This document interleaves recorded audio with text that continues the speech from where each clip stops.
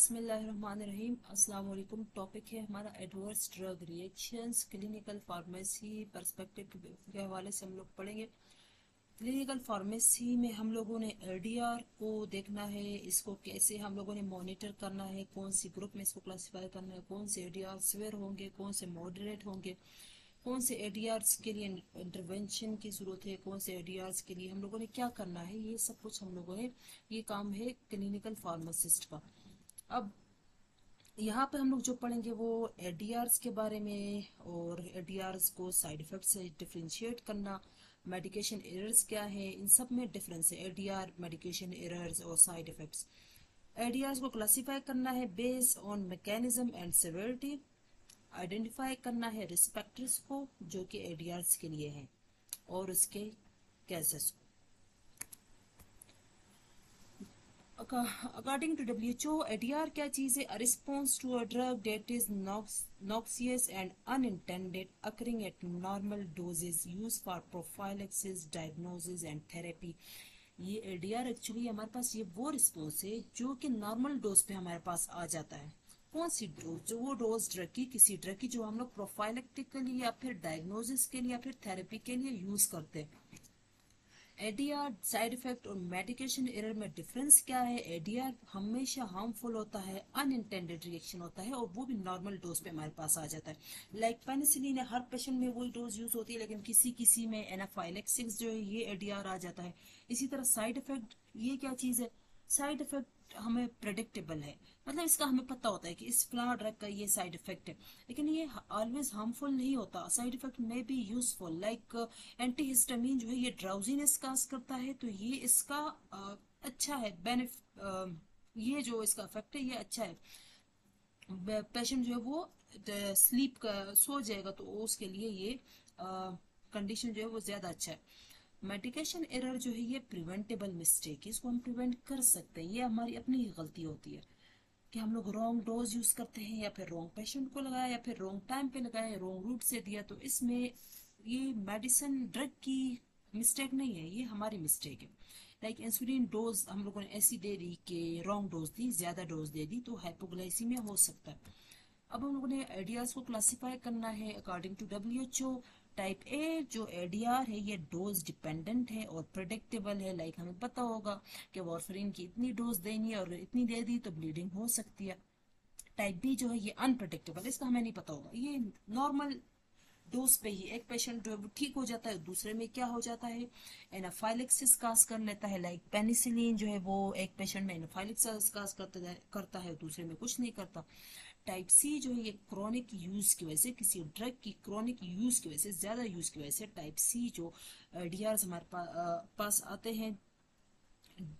ये जब हम लोग ड्रग को ज्यादा टाइम के लिए यूज करते हैं, जैसे ऑस्टियोपोरोसिस हो जाता है, कॉर्टिकोस्टेरॉइड जब हम लोग ज्यादातर यूज करते हैं ना किसी इन्फ्लेमेशन को ट्रीट करने के लिए, तो उसकी वजह से ऑस्टियोपोरोसिस के चांसेस हो सकते हैं। टाइप डी जो है ये कौन से एडीआर है? ये डिले एडीआर है, manifest after long latency like cancer from chemotherapy. हम लोग कीमोथेरेपी करते हैं ना एक ट्यूमर के लिए, किसी एक ऑर्गन के कैंसर के लिए, तो उसी कीमोथेरेपी से कैंसर हमारे दूसरे ऑर्गन में भी हो सकता है। टाइप ई जो है ये विड्रॉल रिएक्शंस है। लाइक अगर एक पेशेंट है वो ओपॉइड्स यूज कर रहा है, या फिर वो एब्यूजर है, तो अगर वो मेडिसिन या फिर वो ड्रग यूज नहीं करेगा तो उसमें विड्रॉल रिएक्शंस आएंगे। टाइप एफ जो है ये थेरेपी फेलियर है। लाइक कुछ पेशेंट्स में रेजिस्टेंस आ जाती है ड्रग की, जैसे एंटीबायोटिक रेजिस्टेंस, तो उनमें वो ड्रग जो है वो अपना एक्शन शो नहीं करेगी, यूजफुल नहीं होगी। अब हम लोगों ने सिवियरिटी को क्लासिफाई करना है। हमारे पास माइल्ड एडीआर, मॉडरेट एडीआर और सिवियर एडीआर आते हैं। माइल्ड एडीआर में इंटरवेंशन की जरूरत नहीं होगी, बस ये है कि हम लोगों ने उस की डोज या कम कर देनी है, या हम लोगों ने वो ड्रग अब छोड़ देनी है, नहीं यूज करनी। जैसे dry mouth due to anti depressants, तो ये माइल्ड एडीआर है, इतना सवेयर नहीं है जिसकी वजह से बंदे की जान चली जाए। मॉडरेट एडीआर ये इसमें मेडिकल इंटरवेंशन की जरूरत होती है। लाइक इंसेक्ट्स की वजह से जो जीआईटी अल्सर हो जाता है, उसमें हम लोग फिर क्या करेंगे, इंटरवेंशन लाइक अल्सर को ट्रीट करने के लिए फिर हम लोग ऐसी मेडिसिन देंगे जो अल्सर को ट्रीट करे। सिवियर एडीआर ये लाइफ थ्रेटनिंग है, इसमें बंदे की जान जा सकती है। लाइक स्टीवेंसन जॉनसन सिंड्रोम, किस वजह से? एंटी कन्वल्सेंट्स की वजह से। एपिलेप्सी के लिए जो ड्रग्स यूज होते हैं कार्बामेजेपिन वगैरह, ये पेशेंट में स्टीवेंसन जॉनसन सिंड्रोम काज कर सकता है। इस सिंड्रोम में क्या होता है कि पेशेंट की स्किन के ऊपर ब्लिस्टर, रेडनेस, इस तरह की जो है वो उसकी कंडीशन हो जाती है। रिस्क फैक्टर्स क्या है एडीआर के लिए? पेशेंट रिलेटेड भी हो सकता है, एज, अगर ज़ाहिर है ये जो एल्डर पेशेंट्स है ना, इनमें एक तो मेटाबॉलिज्म कम हो जाती है, दूसरा इनकी जो ऑर्गन्स है ना उनकी जो कैपेसिटी है काम करने की वो कम हो जाती है, दूसरा न्यूनेट्स जो है इनकी जो ऑर्गन्स है लिवर किडनी से इमेच्योर होते हैं, तो ये प्रॉपर्ली ड्रग को मेटाबोलाइज नहीं कर सकते, तो ड्रग एक्यूमुलेट हो जाती है उनकी बॉडी में, जिसकी वजह से एडीआर आते हैं। जेनेटिक रीजन क्या हो सकता है?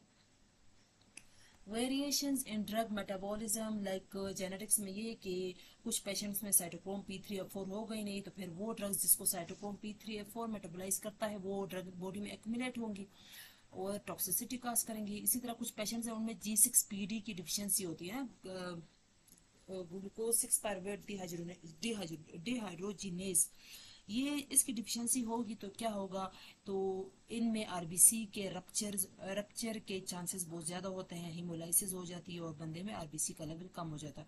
कोमॉर्बिडिटीज, लाइक किसी बंदे को ऑलरेडी उसके लिवर और किडनी का इश्यू है, ऊपर से ये ड्रग किडनी का इशू है तो ड्रग क्लियर नहीं होगा, तो ब्लड ड्रग जो है वो बॉडी में एक्यूमुलेट होगा, उसकी टॉक्सिसिटी आएगी, एडीआर आएंगे।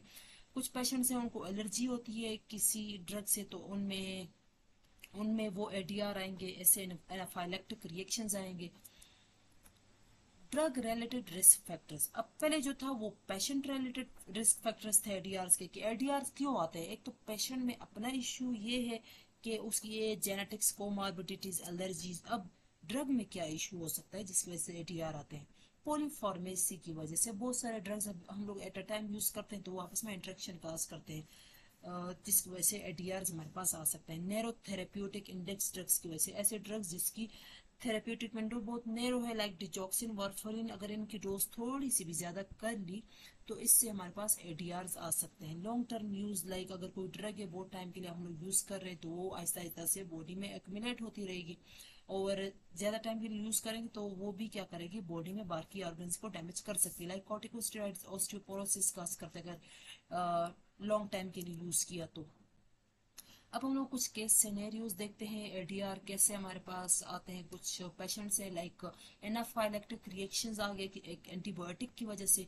एक 35-year-old मेल है जिसने लिया है आईवी सेफ्ट्रियाक्सोन, उसमें अब क्या हो गया है, ब्रीथिंग डिफिकल्टी और फेशियल स्वेलिंग। तो ये कौन से टाइप का एडीआर है और इसको हम कैसे मैनेज करेंगे और इसको हम लोग प्रिवेंट कैसे करेंगे कि दोबारा फ्यूचर में ऐसा ना हो? तो हम लोग इसको बोलते हैं टाइप बी एडीआर, क्योंकि ये अनप्रिडिक्टेबल था, हाइपर सेंसिटिविटी थी, एनाफाइलेक्सिस रिएक्शन था, जिसमें क्या हुआ, IgE mediated IgE antibody release हुई और उसने क्या किया, एलर्जिक रिएक्शन काज किया।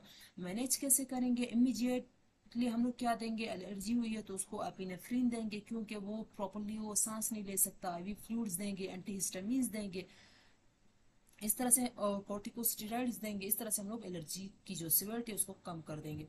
प्रिवेंट कैसे करेंगे? मेडिकेशन हिस्ट्री रिव्यू से, स्किन टेस्टिंग और एलर्जी लेबलिंग, ताकि अगेन उस पेशेंट को वो ड्रग ना दी जाए। फिर हमारे पास केस 2 में ये है कि ब्लीडिंग हुई है due to warfarin overdose, warfarin ज्यादा लिए तो उसकी वजह से ब्लीडिंग हुई है। 68-year-old फीमेल है, उसने वार्फरिन लिए, उसकी वजह से उसको ब्रूजिंग और नोज ब्लीडिंग हो रही है, तो आईएनआर उस पेशेंट में 6.2 है ये। अच्छा, वो जो पेशेंट था वो एंटीबायोटिक्स ले रहा था यूटीआई के लिए, तो इस एलडीआर का ब्लीडिंग का जो काज है वो क्या है और हमें क्या करना चाहिए? तो टाइप ए, तो ये जो रिएक्शन है ये टाइप ए ऑगमेंटेड एडीआर है, क्योंकि यहाँ पे डोज डिपेंडेंट इफेक्ट आया है वॉर्फरिन का। कैसे? एंटीबायोटिक्स जो सिप्रोफ्लॉक्सासिन है, मेट्रोनिडाजोल, इसने इनहिबिट किया है वॉर्फरिन के मेटाबॉलिज्म को, जिसकी वजह से बॉडी में वॉर्फरिन का लेवल बढ़ गया है और इसने क्या काज की है, ब्लीडिंग। मैनेज कैसे करेंगे? विटामिन के दे दो, तो विटामिन के वॉर्फरिन का एंटागोनिस्ट है ये, और डोज को हम लोगों ने वार्फरिन की डोज को एडजस्ट करना है, आईएनआर लैब टेस्टिंग मॉनिटरिंग करनी है कि वार्फरिन की डोज हम लोग कितनी दें, बॉडी में आईएनआर ये जो लेवल है उसका वो कितना है वार्फरिन का। प्रिवेंशन कैसे प्रिवेंट करेंगे? ड्रग इंटरेक्शन स्क्रीनिंग करेंगे बिफोर प्रिस्क्राइबिंग न्यू मेडिकेशंस। फिर हमारे पास एक बंदा है 50-year-old मेल है, वो डायबिटिक भी है और हाइपरटेंसिव भी है। और वो डेली क्या ले रहा है, आइबोप्रोफेन।